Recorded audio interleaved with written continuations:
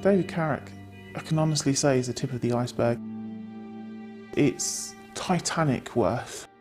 You may see this odd one or two come out, but believe it or not, there'll be hundreds of cases like this. Most women know their abuser. Stacey, not her real name, was married to hers for nearly 20 years. To the outside world, her ex was a respected police officer.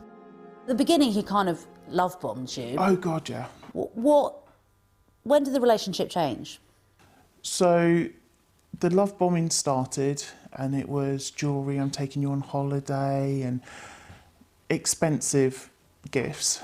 And then I found out I was pregnant really early on. And from that point on, really, I wasn't allowed to see my parents as much. My phone was monitored. You close the door and yeah, the monster just literally, you just see this veil come over him, and it was just awful. What form did the abuse take? Was he violent, controlling? So, controlling, sexual assaults happened. He raped me.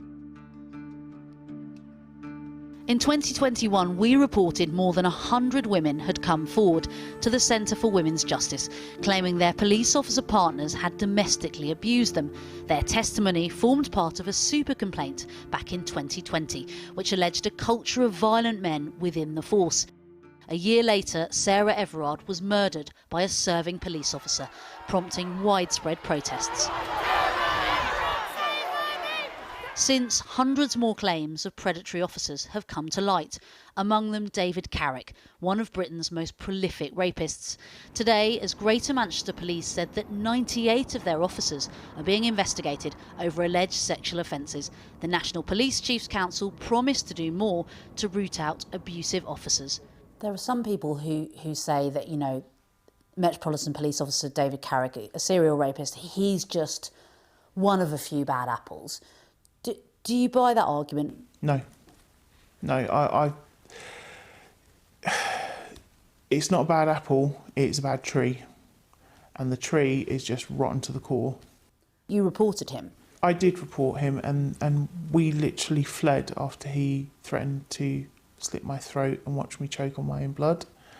I didn't know what to do, so spoke to my friend, and then we literally got out of there. I wouldn't sleep there another night.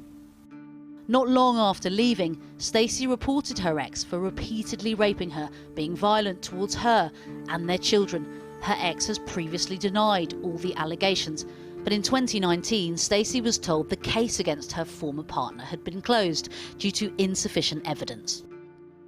He used to say, no one's ever going to believe you, you'll be taken away, our sons will stay with me, and you'll just be kicked to the wind because no one's ever going to believe you, they're not going to trust you, and if we do go out, you keep your mouth shut.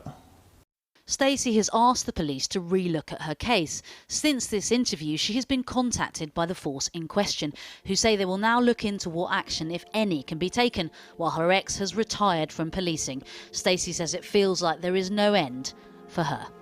What impact has all of this had on you, on your mental health? I've now been diagnosed with complex PTSD and PTSD, and I have night terrors, I have flashbacks, and I can feel the pain, what happened, and that doesn't go away. Minnie Stevenson reporting. Well, we did ask the National Police Chiefs Council to come on the programme tonight, but no one was made available. I'm joined now by Noga Offer, solicitor at the Centre for Women's Justice, and Shabnam Chowdhury, a former detective superintendent for the Metropolitan Police. She says her career there was a 30-year struggle with racism. Thanks, both of you, very much for joining us. Your organisation today said that the police and the public are finally waking up to this massive scandal. How hard is that to hear for the women who for years have been trying to raise the alarm?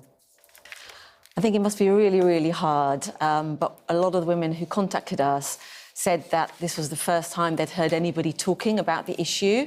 openly, and they'd been really, really isolated. Even other domestic abuse survivors didn't really understand what they had been through. So they've been, felt really, really silenced. We've seen horrific cases, of course, Wayne Couzens and now David Carrick. And today, Manchester Police admitting 98 of their officers are being investigated for allegations into domestic abuse.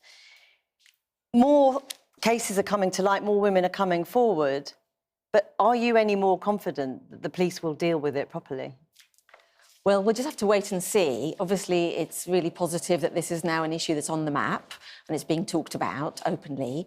But how far recommendations will actually feed down to what happens on the ground is very difficult to know. I mean, Shabnam Chowdhury, National Police Chiefs Council, have told us today they are making progress, forces auditing past cases. Are you confident as a former officer?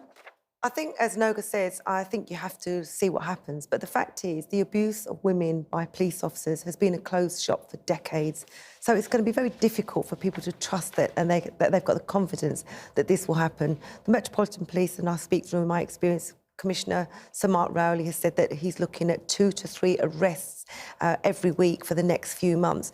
That isn't going to be just evidence that's come forward just recently. That's going to be historic offences. They will be investigations that have sat on desks of senior leaders who have perhaps tried to brush it under the carpet. So Mark Rowley's come in and he now wants to clean up the house. I mean, so much is about process, but it's culture, isn't it, as much as anything else?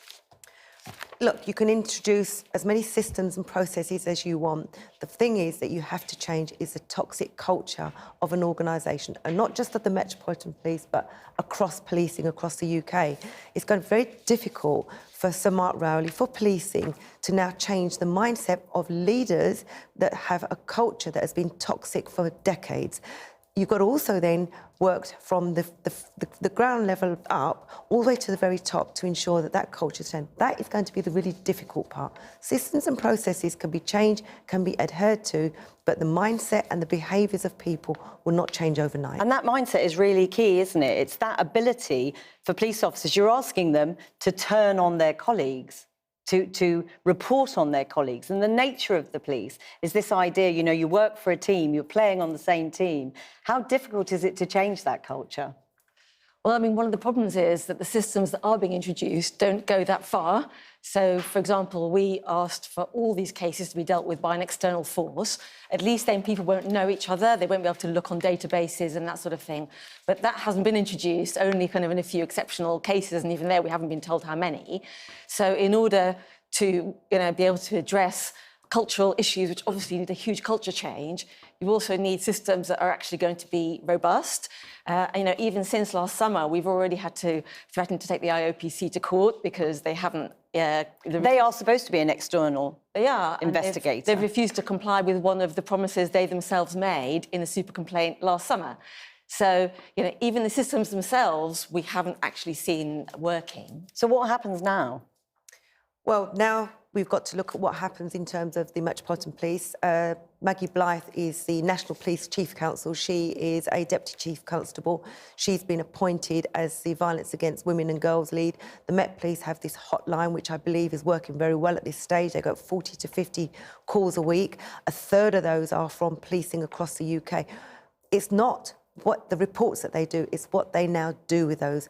They are determined to root out these bad apples, and it's only in the next few months for sure that we will have any sort of real... And I mean, the Centre for Women's Justice today said that Wayne Couzens and David Carrick's case demonstrated the sense of impunity and escalation of violence if the smaller things are allowed to keep going, turning a blind eye to what's regarded as banter. And you know yourself from your time in the force that the banter it can be the start. Absolutely. And as a former whistleblower, I can tell you the experiences that you have in terms of when you do try to speak out, when you do challenge inappropriate behaviours, corrupt officers. What happens is you get ranks closed around you and you are isolated, you're victimised, you're subjected to investigation yourself.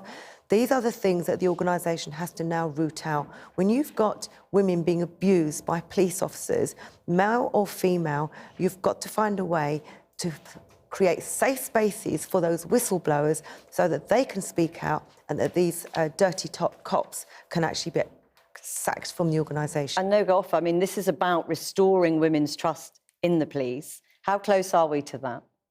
Well, I think it's a case of, you know, have to eat the pudding to see what happens. But I do think there are going to be a lot of women coming forward now, hearing that cases are going to be taken seriously, and the forces need to be ready to deal with that and to give them that sense of trust and confidence. And would you encourage, given everything we've seen, not least in the last couple of years, would you encourage women to always come forward? Absolutely. If women don't come forward, then we can't push the systems to change, and we can't challenge culture change and, and system change. So it's really, really important for them to do that. Thanks very much to both of you. We'll have to leave it there, but thank you for coming in. Fatima.